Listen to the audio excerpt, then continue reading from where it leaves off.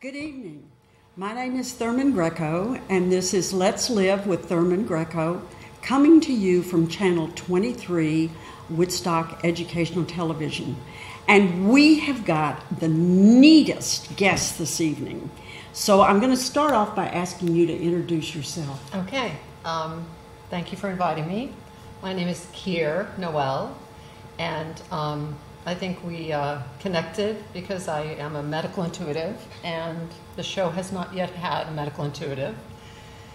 And I work in Woodstock and live in Woodstock, and have been actively doing this profession for 35 years. And of course, there's a story as to how I got to be this, and have the wonderful blessing of knowing someone like you in town who brings the interesting things in Woodstock to the table and the world. And I'm looking forward to this. I've never done something quite as personal. It feels very personal here with you because I feel like you're very real. I've done a little thing on TV and have some things in the works for that, but I love doing things one-on-one, and I love being present and telling the story, so that people can identify with it and maybe even find their own intuitive calling. Well, that brings to mind a question. I'm interested in your journey. How did you know that that's what you are? How did you when did you say to yourself, I can do this? Okay, that's a great question.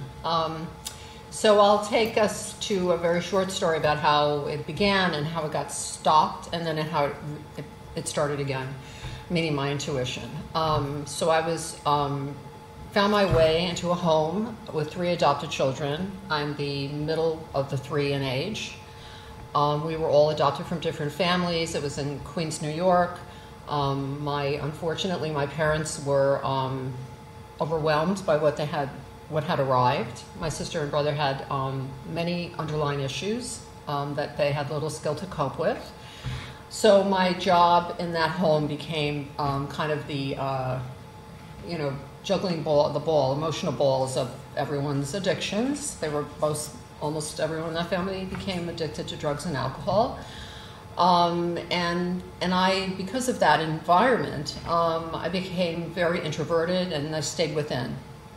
And I literally would stay I had a bedroom with my sister, which was very disturbing to live with, but I would sit in that room and the bed, and I would look at the light switch on the wall, and I would just imagine I switched it off or on. And when I turned it off, I was not present in that environment.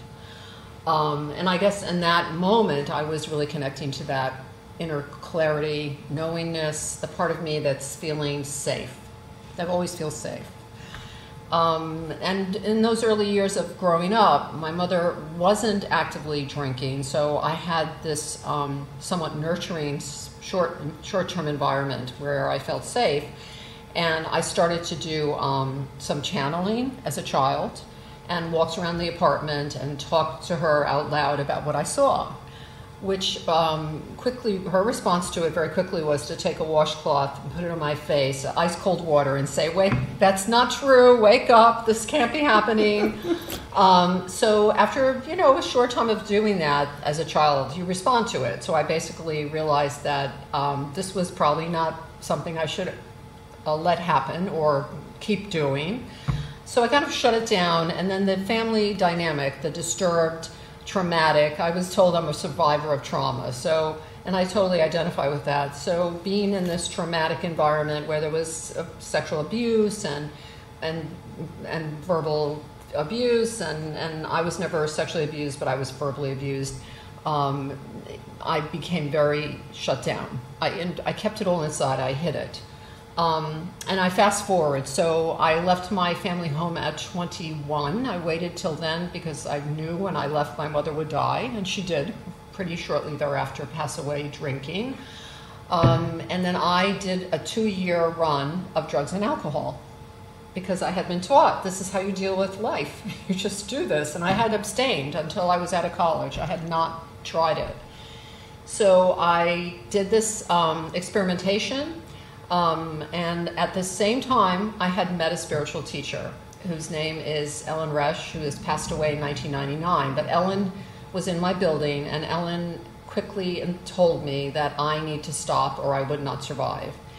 And she sent me to get help, which I did. That was 35 years ago. And when I chose to change my direction is when I rediscovered my intuitive skills. I quickly, she was a Buddhist teacher, so I would see her weekly, almost like a therapy style session, but it was pretty, it was focused on what they call a guru,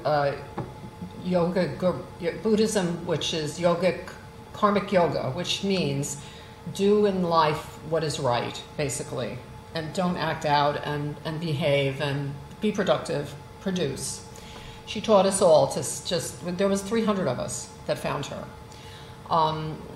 So she had instructed me, I had these visions. As soon as I stopped doing the drugs, I had visions of other realms and information came through me. I started doing channeling in my apartment. I lived on Park Avenue in New York, and I got sober, is what I would call it.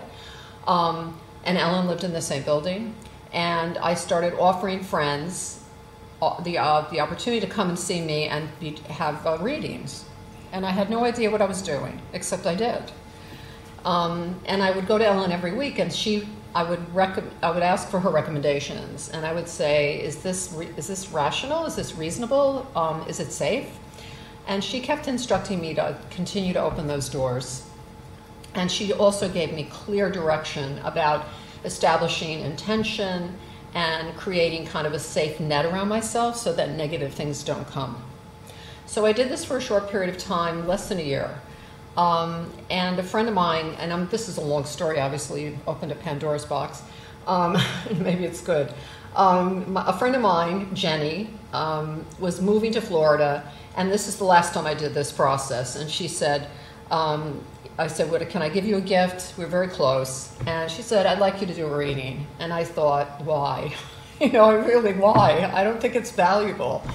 And Jenny came to me, and her question, and when I did channeling, and channeling in my view means I step out of the way, and something that the person who's coming to me needs appears, whatever that means.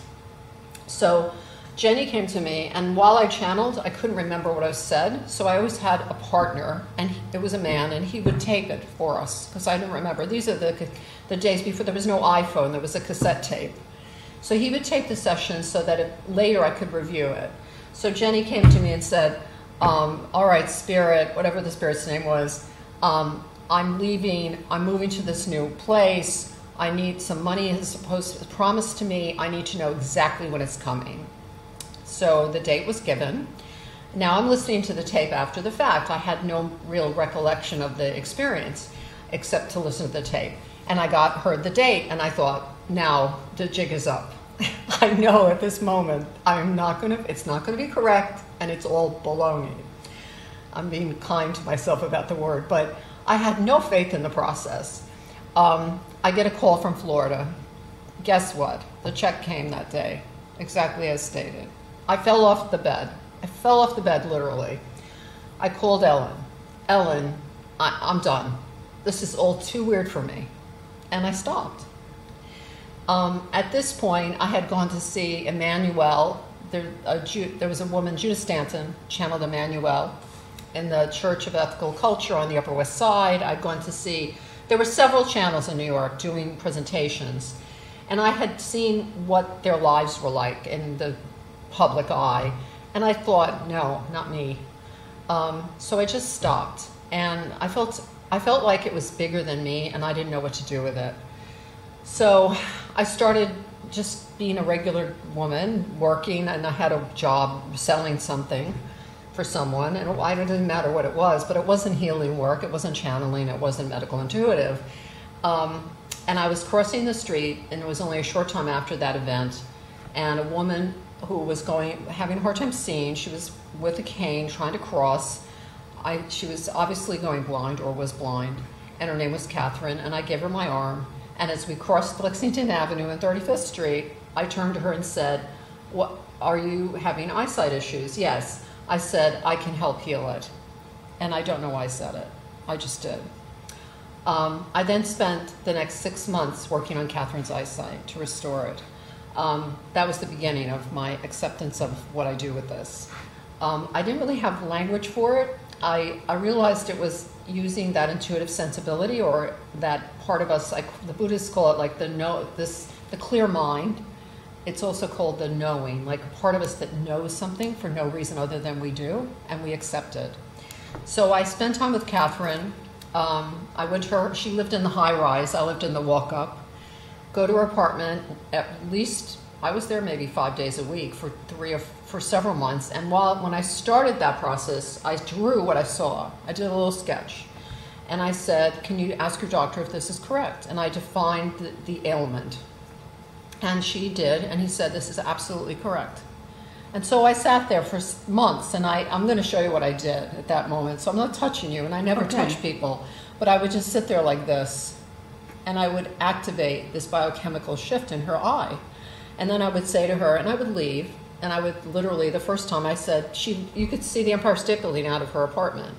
And I said, "Call me in an hour and take a look now at the line of the edge of the building and tell me what you see. And in an hour, call me and tell me what you see, and it should be sharp."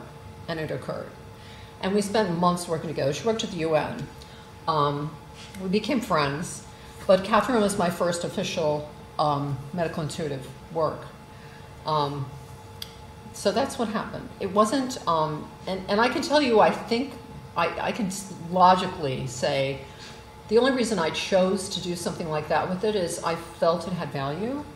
I felt like telling you anything about the future or the past for me has of so little importance to me in my life. I needed to discover that myself.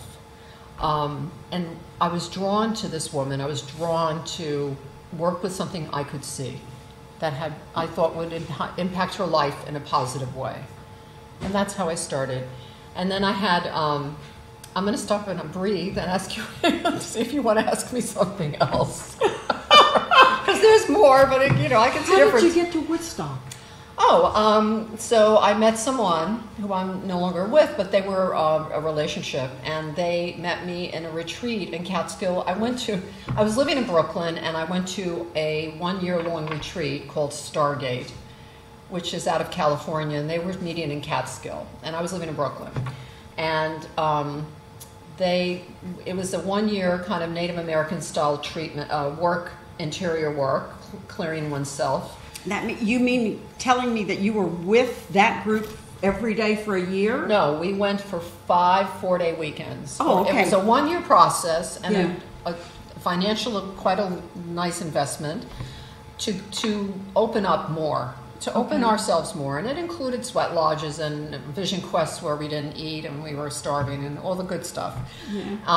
And it did transform me further. But it was here in Catskill. And when I came up to Catskill, I already had a practice in New York City. And I had a practice in Toms River, New Jersey as a medical intuitive. And I met someone up here at this retreat. And they said, "Why don't you practice here? I'll give you clients." And I was like, "What? What's going on?" And they did. And I started coming up here, and then I subsequently moved here from New York. That was 19 years ago. And prior to that, I only worked in the city and refused to live in a clean environment. I was a New Yorker. That's how I got here. And so you've just been working out of Woodstock all this time? I have been working here. I have the blessing of having some notoriety, and I don't see people in person unless I want to. I don't need to. All of my work is remote. It's around the world in different time zones. And it's by referral, 99% of it. And I worked in this facility in New York, which is another part of my story. And it was a medical practice with a group of people other than just medical doctors. There were 2 medical doctors, an acupuncturist, myself, a chiropractor. There was a group of us. We did kind of a holistic view of the individual that came in for treatment. I got invited into that practice, and I was there for 5 years. And in that connection, all the physicians got to know me, and they refer to me. And I still am, I think, benefiting from that all these years later. And so you're able to just turn this on and off? Is that how it works? Yes. It's literally like that light switch that I imagined as a child. It's just that simple. In my beginning process, when I had no idea I kind of knew that, I thought it had value because I was encouraged to believe that because of the medical professionals I worked with. They took me to the hospital and, please look at my daughter, please look at my patient. Or can you see, I remember clearly it was a physician who had a client named Belinda. I won't say last names, but she had this most unusual circumstance, and he asked me to take a look, and I did, and then we defined exactly what it was. And that was kind of how I started my journey. Something that's undefinable by medicine that's my bailiwick. That's why people find me. All right. So people don't come to you because they have an attack of appendicitis or something? Generally not, and I've, if inquiries that come to me are usually very complex, hard to define medical situations.